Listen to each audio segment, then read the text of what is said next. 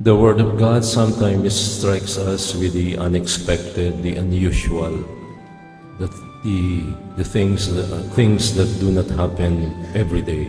And today we are given two instances of the unexpected. Naaman, the foreigner, the Syrian, he was not a Jew. He did not believe in the same God as the God of Israel, but he was healed from leprosy. And Naaman, recognizing the healing, made up for it by offering something to Elisha, which Elisha, knowing that he was just instrumental to the healing, refused. But Naaman unexpectedly also asked for something more, and asked for a piece of the soil, a portion of the land of Israel, so that he might be reminded every day and might be in touch with the God of Israel, the God of graciousness and goodness.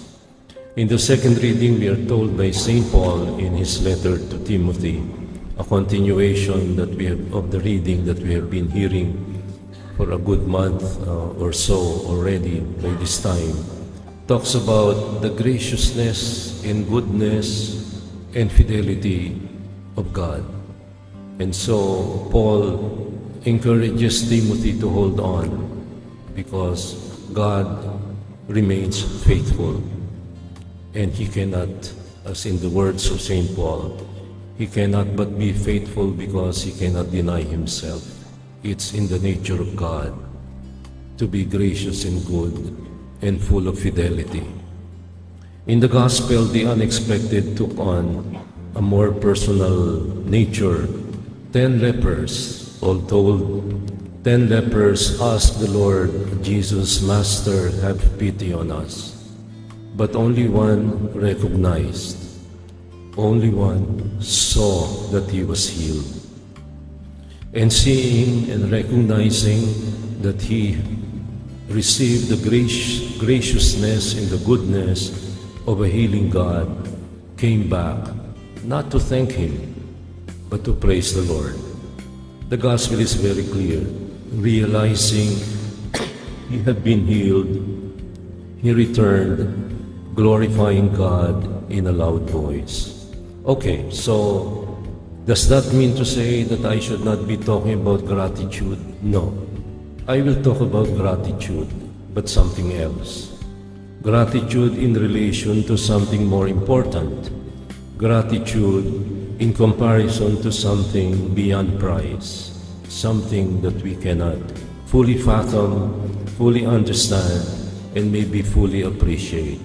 But first, we have to start on the human plane, because we are human, enveloped in flesh and blood, walking amidst a nation full of corruption in every level, in every agency of government. DPWH pa lang pinag-uusapan natin. Wala pa dyan yung Land Registration Authority. Wala pa dyan ng BOC. Wala pa dyan ng BIR. Wala pa dyan ng Immigration. Wala pa dyan ng Homeowners Association. Ibig sabihin lahat tayo ay kasama dyan. Wala pa dyan yung mga bumoboto sa Mandarambong kasi nabigyan ng 3 kilong bigas at 3 Lucky Me at the right time. So we need to talk about this. We need to talk about seeing. We need to talk about recognizing.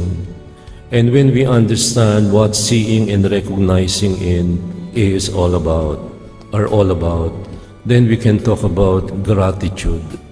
Why? Because they are all interconnected.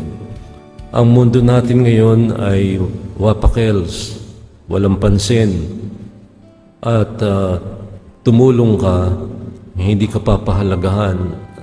It's my experience right now, having been teaching for 50 years. There was a time when young people were easy to please. Madaling paligayahin yung mga bata dito, yung mga naglipa na dito noong 1975, 77, 79, when I was a first-year student of theology. Madaling paligayahin, bigyan mo ng bola, basketball court, masaya na. Ngayon, hindi mo alam kung paano sila pasayahin. Bakit? Kasi the serve daw nila. Dapat lang.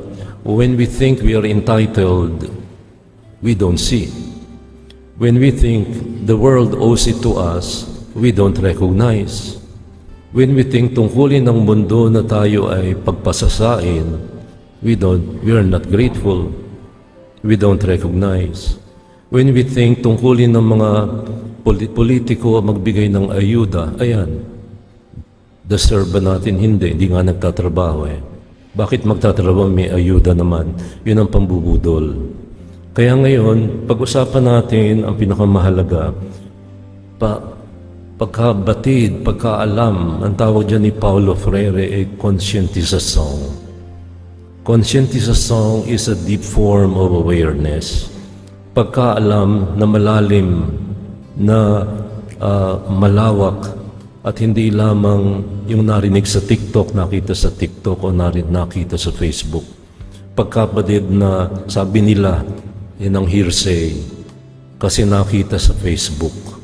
Ang malalim na pagkaalam, pagkabatid, pagkakilala. 10 ang pinagaling ng Panginoon. Walang kabatiran yung 9. Bakit? Deserve namin yan eh. We are entitled to it. Ang pinakawalang pasasalamat ay mga taong tinulungan mo pero ang sagot sa iyo dapat lang, tungkulin mo yan. Talaga, tungkulin ko ba yan? Tungkulin ba yan ng mga congressman? Hindi. Dapat ang ginagawa nila ay batas, hindi ayuda. Pero yun, nagawa nila ng paraan na ang mga legislators ay sila ang pumipirma sa mga projects. At pag may pumirma at pinayagan ng project ay mayroong bahagi. Kaya sa 100 million, 15 million lamang ang napumunta sa project at lahat ay ninakaw from top to bottom, pati mga barangay, pati mga mayor, pati mga governor, and so on.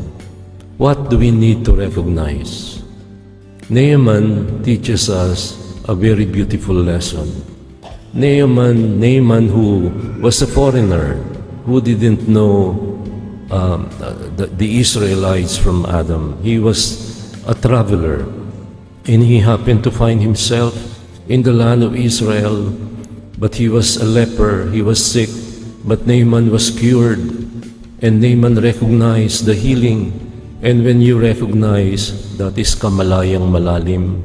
Yan ang conscientization. Yan ang kabatirang nanunuot sa kalamnan, nanunuot sa kaibuturan ng pagkatao natin. Tunay na kaalaman na hindi galing sa Facebook at hindi galing kay katunying, hindi galing kay Babaw at yung isa pa, yung kumaalala ang mga pangalan ng mga tampalasan. Iyan ang kamalayan na dapat ay kamalayan natin bilang mananampalataya. Kung tayo'y nakakilala sa kagalingan, kabaitan, at kabukasang palad ng Diyos, then what do you do? Look at the one and only who came back, the one who was unexpected to come back. Kaaway ng mga Hudyo. Mababa ang tingin ng mga Hudyo sa mga Samaritano. Hindi nila tinatao ang mga Samaritano. Subalit sino ang nakakilala? Sino ang kumilatis ng tama at wasto? Sino ang bumalik?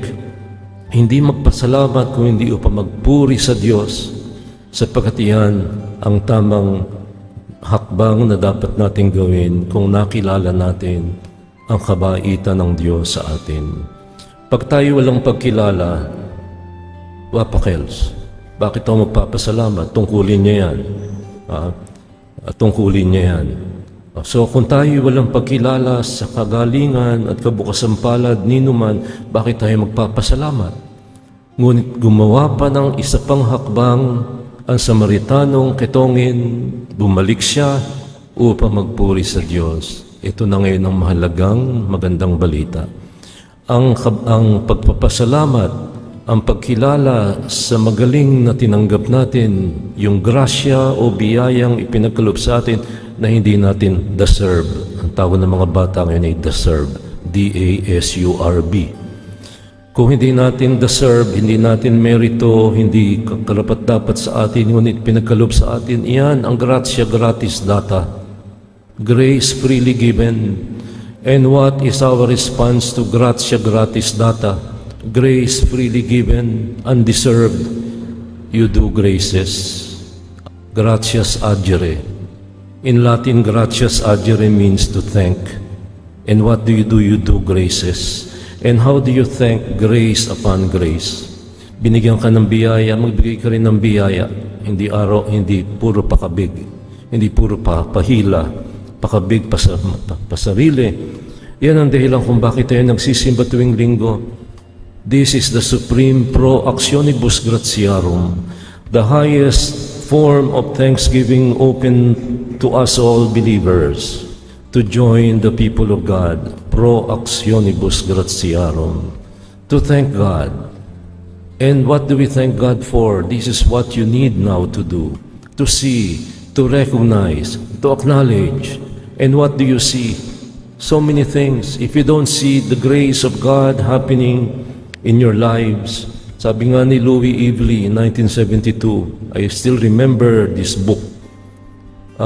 Ang ilinya, hindi ko makakalimutan sa kanyang sinulat. If you have nothing to thank God for, there is nothing Christian in you. Pag sinabi mong deserve ko yan akin yan, self-entitled, ang peg, tungkulin ng Diyos, tungkulin ng congressman, hindi ka nga nagtatrabaho Kung sa ating attitude ay bigyan tayo ng tulong ng simbahan, yung mga binibigyan ng transportation allowance, kung ang sagot ng mga batang ito ay tungkulin niya ng simbahan, talaga, tumanggap ka na ng bagay na hindi mo deserve, pinagbintangan mo pa yung nagbibigay, dapat lang, hindi. We recognize, we see. When we see God's graciousness and goodness, then you hold fast to Him, as St. Paul was telling Timothy, because God cannot deny Himself. When you recognize the graciousness, goodness, and compassion of God, then nagtitiklop tayo at sumasamba. Realizing he had been healed, he returned, glorifying God in a loud voice. Bakit? He has been saved. Gratitude and salvation, magkahugpong. Hindi natin pwedeng hiwalayin ang pagpapasalamat, ang kabatiran ng kaligtasan. At ang puno at dulo ng pagpapasalamat ay, the Lord has been gracious to me. The Lord has given me life. We didn't give ourselves lives. We were called to life. We were called to existence by God's graciousness and goodness. And every little thing we have, the fact that we did not suffer much during the 3 years of COVID. May mga katabi kayo dati sa simbahan nung wala pang COVID, nakatabi nyo sa simbahan pero wala na. Sa awa ng Diyos tayo nakaligtas. I am one of them. I got yung COVID na mas delikado. Nakalimutan ko yung tawag doon. Hindi ko lang sinabi sa inyo kasi matatakot kayo. So I exiled myself in Tagaytay sa bahay namin. And there was a moment when I thought I would be a goner. For a few hours, I thought that was the end of me. But God is gracious and merciful. And recognizing this, I have nothing better to do than to do the business of thanking God in the Eucharist, pro actionibus gratiarum. This is when you see, this is when you recognize, and this is when you acknowledge. And when you do, you come, approach the altar, and praise God, and thank Him for His graciousness, goodness, and compassion. The question now for me is this, I have only 1 minute left, is this: what do you have to thank God for this morning? Do so. Deserve niya yan. Deserve niya ng Diyos ang inyong pasasalamat at pagpupuri.